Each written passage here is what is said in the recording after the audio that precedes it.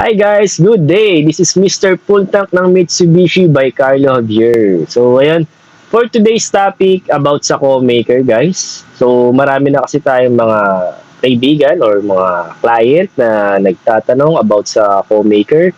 Pwede daw ba yung pinsan, tito, tita, ninang, ninong, and so marami nagtatanong about yan. So bago natin sagutin yan, magpapasalamat muna ako sa mga client natin na nagtiwala, nag-apply, na-approve at na-release last month. Ayun. So, maraming salamat po sa first release natin na si Mr. Chavez, then si Mr. Albesa, and yung last na release natin kahapon, si Mr. Pantinoble. So, ayun, inabot na rin kami ng gabi kahapon. Kasi pag end of the month, napakarami talagang release ng branch namin sa Peak Motors Jose Abad Santos.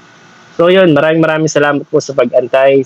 Naging successful naman yung pag-release namin ng unit kahapon. So maraming salamat po sa inyo.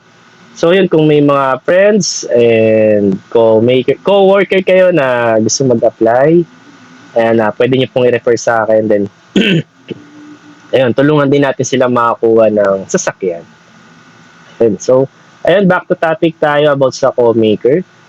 Ayun, about sa co-maker po kasi, ang pinaka-requirement si Bangko is immediate family. Okay? So, yun. Immediate family, parents, sibling. Ayan po yung talagang pwedeng co-maker. The best na co-maker.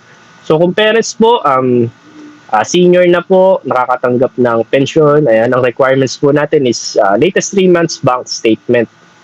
Ayan, pwede natin i-process yun. Then, kung may government-issued ID, ayan, kailangan din natin yun. Then, kung kapatid naman, ngayon, kung employed yung kapatid mo, pwede siyang, ang requirements niya po is COE, latest 3 months payslip, and government-issued ID rin po. Okay, so pwede rin po, kung may live-in partner po kayo, hindi pa kayo kasal, pwede rin po siya mag-co-maker. Okay, basta may source of income. Okay? Kung business naman po ang source of income ng co-maker mo, tayo kailangan lang natin ng business permit and latest 3 months bank statement as proof na yun yung income niya. Okay. So, ayun lang guys. Maraming salamat po. Hindi po kalimutan, Mr. Pultank ng Mitsubishi. Ayan, kung may approval ka na, transfer na natin yan ng maipultank ko na yan. So, yun lang guys. Bye!